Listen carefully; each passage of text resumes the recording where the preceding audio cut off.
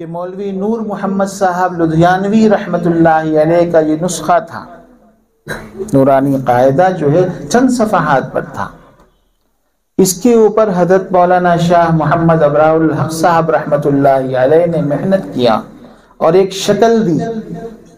اس کے بعد 1986 اور 87 کا زمانہ ہے، اس زمانے میں اس کے اوپر پھر سے محنت کی گئی، تو اس کا ایک نسخہ جب تیار ہوا تو اس نسخے کی تیاری کے اندر میں خود شریک رہا، اور اس نسخے کے اندر آپ دیکھیں گے کہ 2 حصے ملیں گے۔ الحمدللہ رب العالمین والصلاة والسلام علی اشرف الانبیاء والمرسلین وعلی آلہ واصحابہ اجمعین، اما بعد فاعوذ باللہ من الشیطان الرجیم، بسم اللہ الرحمن الرحیم۔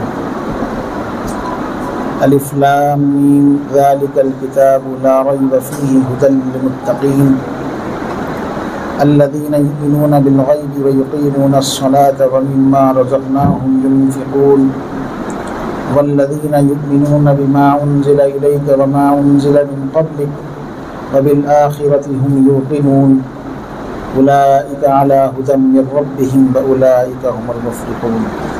صدق اللہ العظیم۔ وقال النبی صلی اللہ علیہ وسلم المسلم من سلم المسلمون من لسانہ ویدہ، او کما قال علیہ الصلاۃ والسلام۔ اس سے پہلے آپ کے جامعہ دارالعلوم سنابل السلام کے مدرسے میں حاضری کا شرف ملا، تو وہ چھوٹی سی عمارت میں یہ ادارہ شروع ہوا۔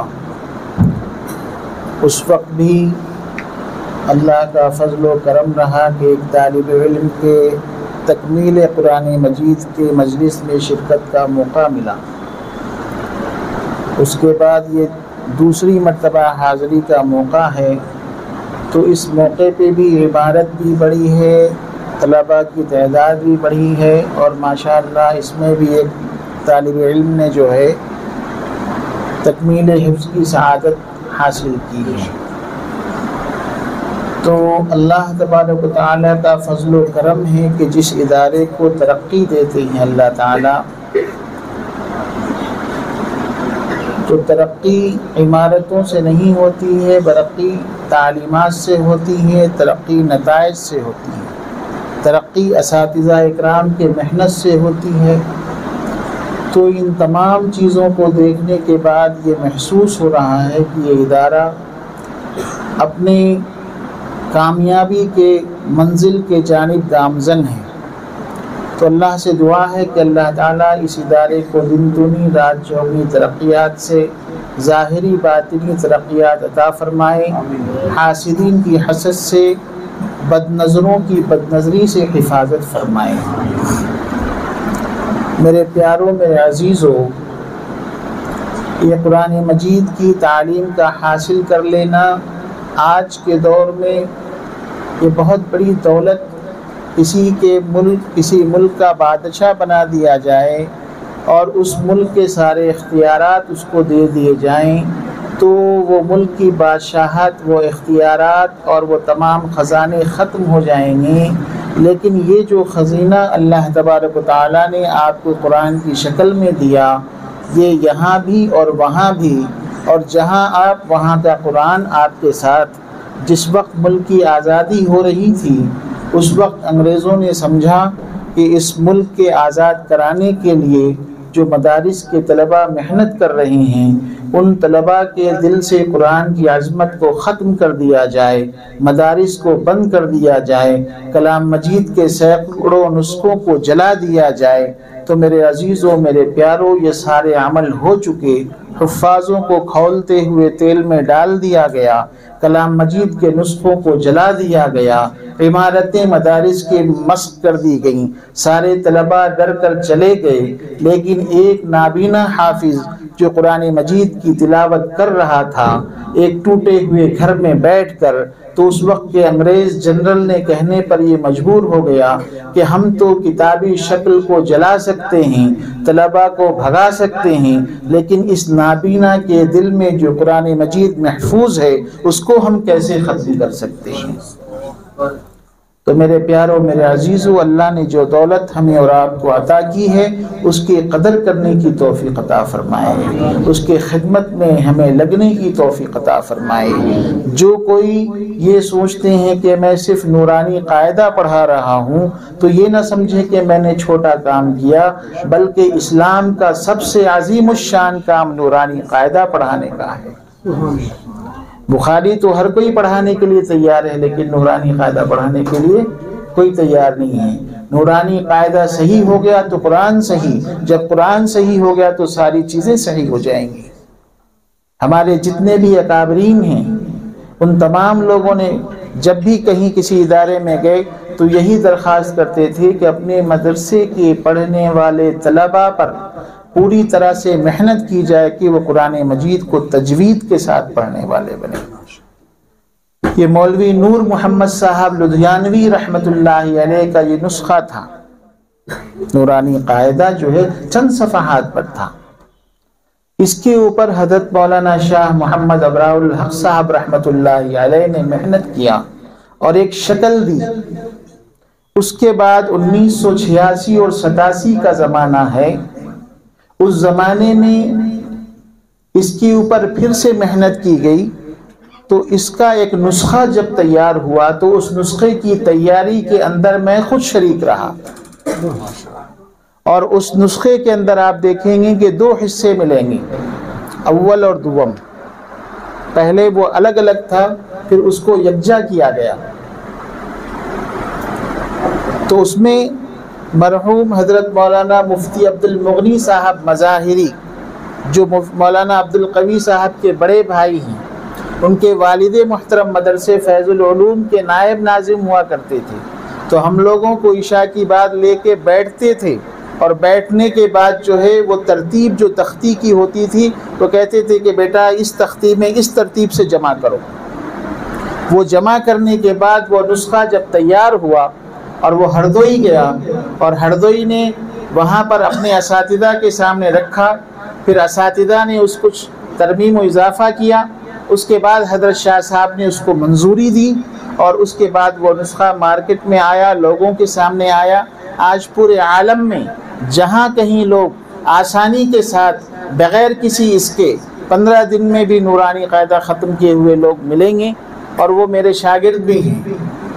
سمجھے نہیں سمجھے آپ؟ تو ان لوگوں کو نورانی قاعدے کی ترتیب پر تعلیم دے دی جائے تو الحمدللہ ان کے لیے تجوید کے ساتھ قرآن پاک کا پڑھنا بالکل آسان ہو گیا۔ ورنہ نورانی قاعدے کی تعلیم سے پہلے صرف وہی جو 7 کیا ہوا ہو وہ تجوید سے قرآن مجید پڑھا کرتا تھا۔ باقی لوگ جو ہے، آپ کے شاد نگر کے ایک دیہات میں جانا ہوا، مغل گدہ کے اندر پیرلا گڑا ایک گاؤں ہے، تو ظہر کی نماز میں جو ہے امام صاحب اللہ اکبر بول کے تکبیر باندھے، اور اس کے بعد انہوں نے سورہ فاتحہ پڑھنا شروع کر دی۔ یہاں کا نعبدو وہاں کا نستعین پڑھنے لگے، اور انہیں یہ بھی تمیز نہیں ہے کہ اس جو ہے نماز میں کس طرح سے جو ہے تلاوت کرنی ہے۔ بہرحال نماز ادا کرنے کے بعد ان کو سمجھایا گیا، بتایا گیا، چلے گئے۔ تو پھر اس کے بعد نماز ہم لوگ دہرائے، کیونکہ ان کے سامنے دہرائیں گے تو مسئلہ یہ ہو جائے گا کہ آئندہ آنے والی جماعتوں کے لیے رکاوٹ کا ذریعہ بن جائیں گے کہ بھائی جماعت والے آ کر کے ہمارے کو جو ہے یہ بول رہے ہیں کہ ہمارے کو نماز پڑھنا نہیں آ رہا۔ تو حکمت کا تقاضا یہ تھا کہ ان کو سمجھایا گیا، بتایا گیا، اور جب وہ چلے گئے تو پھر ہم لوگوں نے نماز دہرایا۔ یہ حالات تھے۔ تو آج الحمدللہ چھوٹے چھوٹے مکاتب کے اندر، بڑے بڑے دارالعلوم کے اندر، جامعات کے اندر نورانی قاعدے کی تعلیم کی ترتیب ہے۔ اللہ کا شکر ہے کہ الحمدللہ یہاں پر بھی اچھی تعلیم ہو رہی ہے۔ دو باتیں رکھ کے بات کو میں کمپلیٹ کروں۔ دیکھیے، قرآن مجید کا یاد کرنا آسان ہے، اس کو باقی رکھنے کی جو ترتیب ہمارے اکابرین نے بتائی ہے، اس کے اوپر جو مضبوطی کے ساتھ عمل کیا اس کا قرآن محفوظ ہے، اور جو منمانی کیا اس کا قرآن غیر محفوظ ہے۔ جتنے حفاظ ہیں وہ یہ نیت کر لیں کہ روزانہ ہر حال میں مجھے 3 پارے کی ترتیب پر آنا ہے، ہے نا؟ جب وہ 3 پارے کی ترتیب پر آ جائیں گے تو انشاءاللہ ان کا کلام پاک محفوظ رہے گا، جہاں سے ان کو پوچھو وہ فوراً سنانا شروع کر دیں گے۔ ورنہ عموماً یہ ہوتا ہے کہ حفاظ جو ہیں وہ پڑھتے نہیں ہیں، وہ صرف رمضان سے پہلے، جیسے رجب کی 27ویں آ گئی، شب معراج آ گیا، تو اب اپنی معراج کی تیاری شروع کرتے ہیں، چلو بھائی اب سنانا ہے۔ شعبان میں کچھ محنت کی، اس کے بعد چلے گئے، بغیر سامع کے سناتے ہیں، بغیر سامع کے کلام مجید سنائیں گے تو آپ کیا پڑھ رہے ہیں آپ کو نہیں معلوم۔ تو کوشش یہ ہو کہ سنانے والے کے ساتھ ایک سامع کا ہونا ضروری ہے۔ کتنے سن رہے ہیں وہ مقصود نہیں ہے، وہ مقصود نہیں ہے۔ ہمارے کلام کو اس لیے سنانا ہے کہ اللہ ہم سے راضی ہو اور رمضان کی ایک سنت زندہ ہو۔ سمجھ میں نہیں بات؟ اس کے اوپر عمل کریں، اس کی کوشش کریں۔ دوسری جو بات ہے وہ یہ ہے کہ جو طلبہ مدارس دینیہ میں پڑھ رہے ہیں وہ جس جماعت میں ہیں، اپنے سے چھوٹی جماعت کے طلبہ کے اوپر شفقت کریں، اور جو اپنے بڑی جماعت کے طلبہ ہیں ان کا ادب اور احترام کریں۔ جو ادب اور احترام کرتا ہے اس کی برکت سے اللہ پاک اس کے علم میں ترقی دیتے ہیں، اور جو بے ادب ہوتا ہے، سمجھ میں آئی بات، وہ علم کی ترقی سے کیا ہوتا ہے؟ معزول کر دیا جاتا ہے۔ اگر علم میں ترقی چاہ رہے ہیں تو ایک دوسرے کا ادب کرنا سیکھیں، سمجھے نہیں سمجھے؟ دوسری بات یہ ہے کہ مدارس میں پڑھانے والے اساتذہ، چاہے وہ اردو کی کتاب پڑھائیں، وہ تیلگو کی کتاب پڑھائیں، وہ انگلش پڑھائیں، وہ آپ کو نورانی قاعدہ پڑھائیں، وہ عربی کی کتابیں پڑھائیں، وہ بڑی جماعتوں کی پڑھائیں، وہ تمام کے تمام طلباء کے لیے اپنے تمام اساتذہ اور تمام مینجمنٹ جو ہے، اسٹاف ہے، اس کا ادب اور احترام کا کرنا ان کے اوپر فرض عین کا درجہ رکھتا ہے۔ وہ تمام اساتذہ باپ کے درجے میں ہوتے ہیں، وہ کہ کچھ اساتذہ اس میں آپ کے ساتھی بھی ہو سکتے ہیں، سمجھے نہیں سمجھے؟ ایسا بھی ہوتا ہے۔ ارے نہیں میرے ساتھ پڑھ لیا، میں اس کے ساتھ کیسا بیہیو کروں؟ ہوتا نہیں ہوتا، ایسا نہیں چلے گا۔ آپ کی لوگ عزت کریں، یہ ہر ایک کی خواہش ہے، لوگ میری عزت کریں، ہے نا؟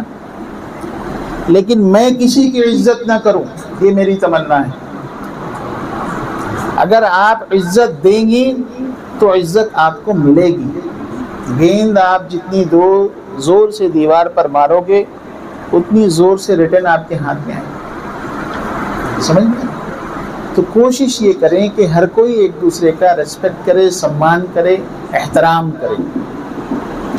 مدرسے کے ماحول میں رہ کر، جیسے ابھی مغرب کی نماز ادا کرنے کے لیے یہاں مجھے موقع ملا، تو میں نے دیکھا کہ یہ جو آپ کے سامان یہاں رکھے ہوئے ہیں، اس سامان کے نیچے مٹی، دھول، گندگی ہے، وہ نہیں ہونا چاہیے۔ صفائی، پاکیزگی نصف ایمان کا درجہ رکھتی ہے، اسے ہر حال میں ہمیں اختیار کرنا ہے۔ بیت الخلا، طہارت خانہ، حمام، ہے نا، اس کی صفائی کا مکمل اہتمام کرنا، یہ ہم سب کی ذمہ داری ہے نہیں؟ اس کے بعد میرے پیاروں، میرے عزیزوں، آپ روزانہ 2 رکعت نماز صلاۃ الحاجت کی پڑھ کر کے اللہ سے دعا مانگو کہ اللہ ہمارے والدین نے اس ادارے میں داخل کیا ہے علم دین، حاصل کرنے کے لیے، اور میں آ چکا ہوں، اے اللہ مجھے محروم نہ فرما۔ کیا نہ فرما؟ محروم نہ فرما۔ حضرت مولانا قاری صدیق احمد باندھوی صاحب رحمۃ اللہ علیہ ایک بہت بڑے بزرگ گزرے اللہ والے۔ یو پی میں ضلع باندہ ایک جگہ ہے، اس سے دور دیہات میں ایک قصبہ ہے جس کا نام ہتھوڑا ہے، بہت بڑا ادارہ ہے، سینکڑوں طلباء وہاں پڑھتے ہیں۔ تو حضرت باندھوی رحمۃ اللہ علیہ کا مزاج یہ تھا کہ جب بھی لوگ بچے کو لے کے آتے داخلہ لے لیتے تھے، کسی کو منع نہیں کرتے تھے۔ بعض مرتبہ ایسا ہوتا تھا کہ چھٹی کل ہونے والی ہے اور آج لے کر کے آ گئے، تو حضرت نے کہا ٹھیک ہے لے لو۔ تو اساتذہ، مینجمنٹ اور اسٹاف کہتا کہ حضرت جو ہے کل چھٹی ہونے والی ہے اور آج آپ نے داخلہ لے لیا، تو کل سے آج تک اسے کیا حاصل ہوگا؟ کس کے پاس بیٹھے گا، کیا سنے گا، کیا پڑھے گا؟ حضرت نے ایک بات بڑی عجیب فرمائی۔ کیا فرمایا معلوم ہے؟ کہ آج سے لے کے کل چھٹی ہونے تک جتنی نمازیں ہوتی ہیں وہ نمازیں اسے باجماعت پڑھنے کا موقع فراہم کر دیں گی۔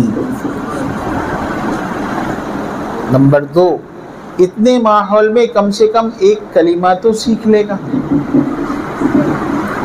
تو وہ مزاج جو حضرت کا تھا، وہ مزاج ہمارے حضرت مولانا عامر صاحب دامت برکاتہم میں نے پایا۔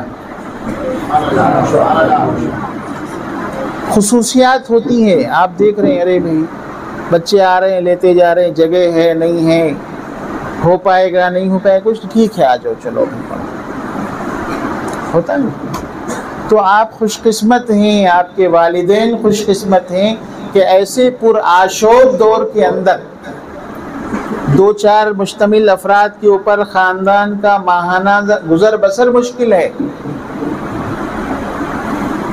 سادھارن کھانا کھا کر کے زندگی گزارنا مشکل ہے۔ ایسے ماحول کے اندر میں یہ کہتا ہوں کہ جتنا بہترین کھانے کا انتظام یہاں پر ہے شاید بڑے اداروں میں بھی نہ ہو، شاید الا ماشاء۔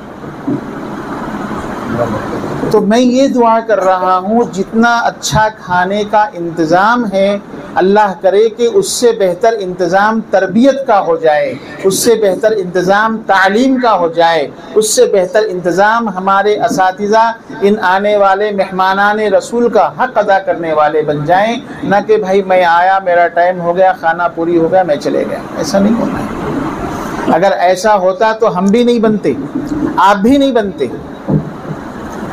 جتنے اساتذہ یہاں پر بیٹھے ہیں ان تمام اساتذہ اکرام کبھی کسی دارالعلوم، کسی جامعہ کے طالب علم تھے، اور وہاں پر ان کے اساتذہ نے پٹائی کرنے والے پٹائی کی، سزا دینے والوں نے سزا دی، شفقت کرنے والوں نے شفقت کی، درگزر کرنے والوں نے درگزر کی، معاف کرنے والوں نے معاف کیا، تب جا کر کے میرے دوستو ہم اس قابل بنے۔ تو میری اساتذہ اکرام سے گزارش یہ ہے کہ وہ ٹائم شروع ہونے سے پہلے بیفور آئیں اور ٹائم ختم ہو جانے کے بعد آفٹر میں جائیں، کچھ اپنی قربانی بھی دیں، آدھا گھنٹہ 1 گھنٹہ، تو تعلیمی وقت ہے نا، فکس ہے وہ، اس کے علاوہ تو کچھ ہونا چاہیے۔ اور آنے کے بعد ایک ایک چیز کا جائزہ لیں کہ ہمارے ادارے میں کس شعبے کے اندر کیا کمی ہے، اس کو نوٹ کریں، اور اس کو نوٹ کر کے ناظم صاحب، بانی صاحب ان سے بیٹھ کر کے آپس میں مذاکرہ کریں تاکہ اس کے اندر سدھار آئے اور بہتر سے بہتر تعلیم و تربیت کا نظم و ضبط وجود میں آئے۔ کریں گے نا انشاءاللہ؟ میں کسی پر تنقید نہیں کر رہا ہوں، بلکہ جو میں نے سبق پڑھا ہے آپ کے طرح مدرسے میں اس کو سنا رہا ہوں آموختے کی شکل میں۔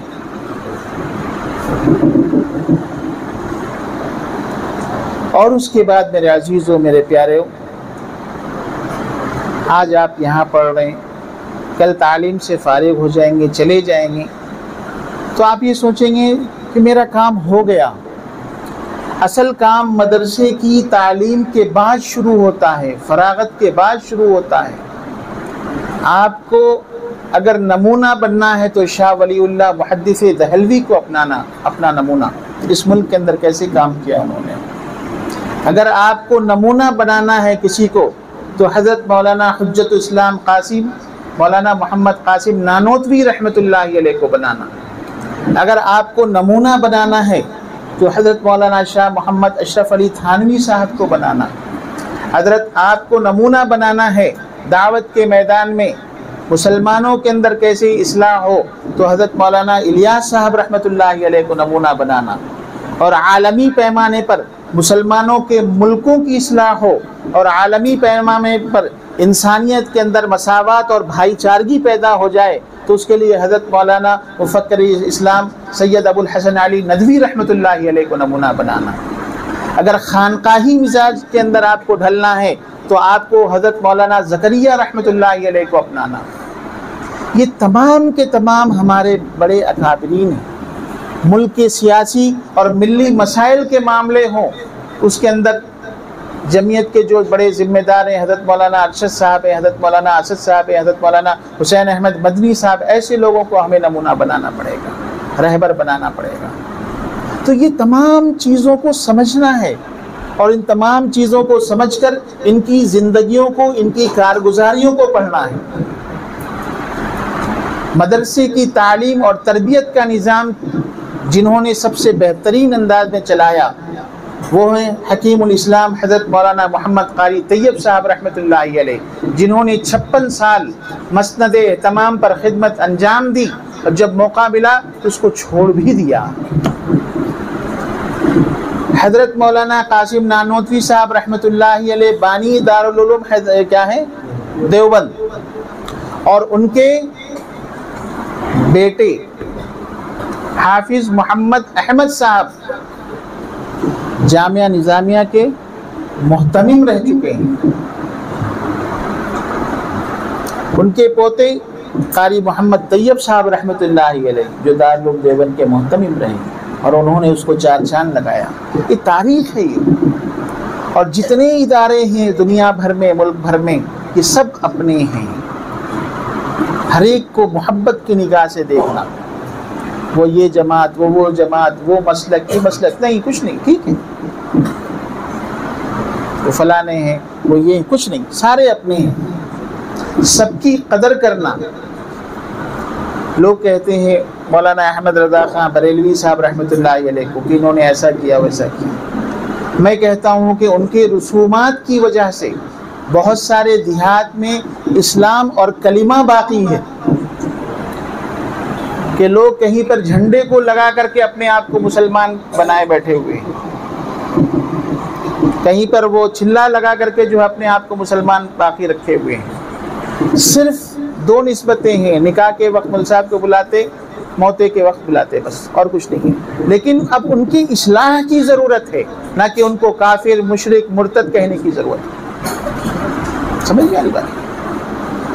اور اس کے بعد میرے عزیزوں, میرے پیاروں, میرے بھائیوں, یہ اس بات کو سمجھنا کہ ہمارے صفوں کے اندر دراڑ کو ڈال کر امت کے مزاج کو توڑنے کے لیے ہر دور میں منافقین کو پیدا کیا گیا. کبھی قادیانیت کی شکل میں, کبھی مہدویت کی شکل میں, کبھی شکیلیت کی شکل میں, الگ الگ نام چیزیں کیے آتے رہتے ہیں. تو ان کو پہچاننا اور ان سے کیسے گفتگو کی جائے اور ان کے سامنے حق اور براہین کو کیسے رکھا جائے, اس کی تربیت حاصل کرنا. اور اس کے بعد پوری جو انسانیت یہاں پر ہے نا, مختلف مذاہب کے لوگ کہتے ہیں, ان تمام لوگوں میں پورے حکمت کے ساتھ, بصیرت کے ساتھ, موعظت حسنہ کے ساتھ اچھے انداز میں اپنی بات کو پیش کرنے کا اہتمام کرنا. ابھی میں جب اس سفر میں آ رہا تھا تو جس گاڑی میں, جس ڈبے کے اندر میری سیٹ تھی وہ نیچے کی تھی اور بازو کے کیبن میں جو ہے ایک خاتون اپنے 1.5 مہینے کے بچے کے ساتھ لیٹی ہوئی تھی. کچھ دور گاڑی چلنے کے بعد ان کی سیٹیں چونکہ اوپر کی تھیں تو چھوٹے بچے کے ساتھ خاتون کا اوپر چڑھنا مشکل تھا، تو جس سیٹ پر وہ لیٹی تھی اس کے سیٹ نمبر کے آنے والے صاحب سے انہوں نے کہا کہ مجھے یہ سیٹ دے دیجئے تاکہ میں آرام سے اپنے بچے کے ساتھ ٹریول کر سکوں. تو وہ نہیں مانے گا، انہوں نے کہا کہ آپ کی سیٹ اوپر ہے، آپ کو جانا پڑے گا. میں نے یہ سنا تو میں نے جا کر کے کہا کیا پریشانی آپ کے ساتھ، کیا پرابلم ہے؟ بولے ایسا ایسا لگ رہا ہے. تو میں نے کہا میری سیٹ نیچے کی ہے، سائڈ والی، اگر آپ اس میں کمفرٹیبل ایڈجسٹ ہو سکتے ہیں آ جائیں، آپ کی سیٹ جہاں ہے وہ مجھے دے دیں. بیچارے بڑے اس سے آ گئے وہ لوگ. آنے کے بعد وہ ان کی جگہ پہ میں چلے گیا، میری جگہ پہ وہ آرام کرے. کاچی گوڑا اسٹیشن پہ اترنے کے ٹائم پہ وہ اپنے چھوٹے بچے کے ساتھ پیر چھونے کے لیے جھک رہے ہیں. میں بولا نہیں، اس کا شکر، اس مالک کا شکر ادا کرنا ہے، ہمیں اس کے سامنے جھکنا ہے، ہمیں اس کے بندے بننا ہے. سمجھ گئے؟ تو میں نے کہا کہ آپ لوگ جا سکتے ہیں، جائیے. اب وہ ٹھہرے ہوئے ہیں، میں سمجھا کوئی لینے والے آئیں گے لے کے جائیں گے. بولے نہیں، رات میں آپ نے سیٹ ہمیں دے دی اور میں آرام سے سفر کیا ہے نہیں، اور آپ کی گاڑی رکی ہوئی ہے اور ہم آپ کو چھوڑ کر اس حالت میں چلے جائیں، یہ ہمارے لیے مناسب نہیں ہے. 45 منٹ، 10 منٹ گاڑی رکتی ہے، لیکن اتفاق یہ ہے کہ 45 منٹ گاڑی رکی رہی اور میں ان سے ریکویسٹ کرتا رہا بچہ چھوٹا ہے آپ چلے جائیے گھر. بولے نہیں، ہم نہیں جا سکتے. بتائیے آپ، کوئی قربانی نہیں، صرف ایکسچینج کیے ہم. والصاحب بالجنب وابن السبیل ایک آیت کا ایک حصہ ہے.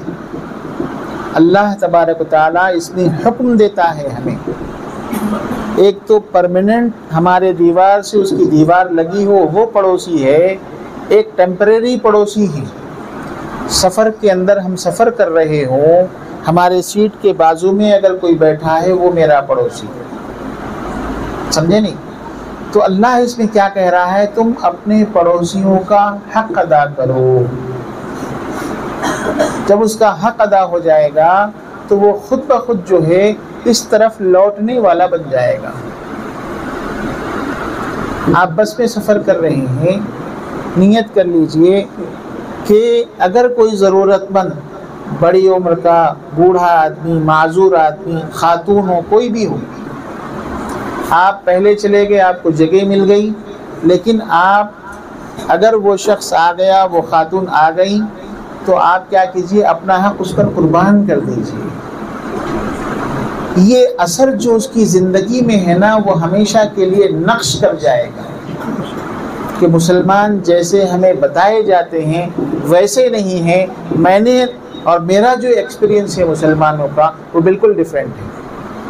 وہ تو محبت کرنے والے ہیں، وہ ایثاری کرنے والے ہیں، وہ قربانی دینے والے ہیں، وہ درگزر کرنے والے ہیں، وہ معاف کرنے والے ہیں، ہے نا.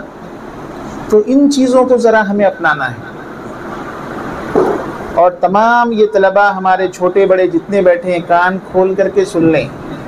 آپ لوگوں کو اللہ پاک نے یہاں پر اس لیے پیدا کیا ہے کہ آپ یہاں کی زبان میں، یہاں کی مقامی جو زبان ہے نا تیلگو، اس زبان کو سیکھ کر کے یہاں کے لوگوں میں اللہ کا پیغام پہنچانے والے کریں گے انشاءاللہ. اللہ ہم سب کو عمل کی توفیق عطا فرمائے. اور آخری بات یہ ہے کہ دعاؤں کا اہتمام کرنے والے بنیں. دعاؤں کا اہتمام، ہر طالب علم جو ہے دعاؤں کا اہتمام کرنے والا بنے. دعائیں جو ہے نا حالات کو بدل دیتی ہیں. دعا خود مستقل ایک عبادت ہے. نماز ایک الگ عبادت ہے، دعا خود ایک عبادت ہے. مسنون دعائیں ہیں نا، پڑھتے نہیں پڑھتے؟ یاد ہے سب کو؟ بیت الخلاء جانے کی دعا ہے، آنے کی، کھانے کے بعد. اب سواری ہے، کیا دعا پڑھتے سواری میں بیٹھ کے؟ ذرا ٹھہرو، اتنا تیز پڑھ کے گئے تو نہ میرے کو سمجھ میں آتا نہ آپ کو سمجھ میں آتا. سبحان الذی سخر لنا ھذا بولے ہے نا کہ پاک ہے وہ ذات جس نے اس سواری کو میرے لیے مسخر کر دیا. صحیح ہے. اب اس کا اصلی نمونہ سمجھنا ہے تو ہاتھی کے اوپر بیٹھ جاؤ آپ اور بیٹھ کر کے دعا پڑھو. پلین کے اوپر بیٹھ کر کے دعا پڑھو. تیز رفتار والی جو گاڑیاں ٹرینیں چل رہی ہیں آج کل، بلٹ ٹرین، یہ ٹرین، اس پہ بیٹھ کے پڑھو. تو اس بات کا اندازہ ہوگا کہ اتنی تیز رفتار والی چیز کو اللہ نے آپ کے لیے مسخر کر دیا. اتنی پہاڑ جیسی طاقت رکھنے والی مخلوق ہاتھی کو آپ کے قابو میں دے دیا. جب یہ استحضار ہوگا، اس ترجمے کے ساتھ آپ اس کو سمجھ کر کے پڑھیں گے، تب آپ کو معلوم ہوگا کہ اللہ نے کیسے کیسے چیزوں کو آپ کے لیے مسخر بنا کر کے رکھا ہے. ہم پڑھنے نہیں، سمجھ نہیں رہے، وداؤٹ میننگ یا میننگ لیس چل رہا معاملہ. تو سمجھنے کے ساتھ عمل کرنے کی نیت سے جب پڑھیں گے تو اس کے فائدے اور نقصان کیا ہیں، وہ اس کے اثرات کیا ہیں، وہ سب سامنے آ جائیں گے. کریں گے انشاءاللہ عمل. اللہ سے دعا ہے اللہ پاک مجھے اور آپ کو کہنے سننے سے زیادہ عمل کرنے کی توفیق عطا فرمائی. جو باتیں اللہ پاک نے ذہن میں ڈالی تھی، کوئی پلاننگ بنا کر کے تو نہیں آیا تھا میں کہ یہ کہنا، امانت کے طور پر اللہ نے ذہن میں ڈالی اور میں نے آپ حضرات کے سامنے رکھ دی ہیں. اللہ تعالیٰ میرے لیے بھی عمل کرنا آسان فرمائے، آپ تمام کے لیے بھی عمل کرنا آسان فرمائے. اللہ سے دعا ہے کہ اللہ پاک اس ادارے کو دن دونی رات چوگنی ترقیات عطا فرمائے. اور جو طالب علم ہمارے عظیم الدین صلی اللہ علیہ وسلم تکمیل کیے ہیں، اللہ تعالیٰ جو ہے ان کے ذریعے سے سارے عالم کے اندر قرآن پاک کی خدمات کے سرچشموں کو جاری اور ساری فرما دے. ہم اس کو حفظ جاں بنائیں اور اس پر عمل آور کرتے رہیں. انشاءاللہ اللہ تعالیٰ ہم تمام کو اس پر عمل کرنا آسان فرمائے. طلبہ عزیز کے علاوہ جو دوسرے احباب آئے ہوئے ہیں ان کو میں دل کی گہرائی سے استقبال بھی کرتا ہوں اور شکریہ بھی ادا کرتا ہوں کہ آپ نے ہماری اس حقیر دعوت کو قبول فرمایا اور اس الیکشن کے دور میں جو کہ مکمل لوگ مصروف ہیں اس میں آپ نے وقت نکال کر اس پروگرام کو اٹینڈ کیا. میں تمام کا فرداً شکریہ ادا کرتا ہوں اور اہلاً و سہلاً مرحبا. آپ کی آمد ہمارے لیے باعث مسرت ہے اور اللہ تعالیٰ آپ کو اس قرآن مجید کی تکمیل کے موقع پر آنے کو مبارک کرے اور آپ کے گھروں میں برکتوں کا نزول فرمائے. ہمارے درمیان میں مفتی صاحب بھی موجود ہیں، مفتی فہیم ندوی صاحب. میں چاہتا ہوں کہ 2 منٹ ہی صحیح ہماری ہمت افزائی کریں اور کچھ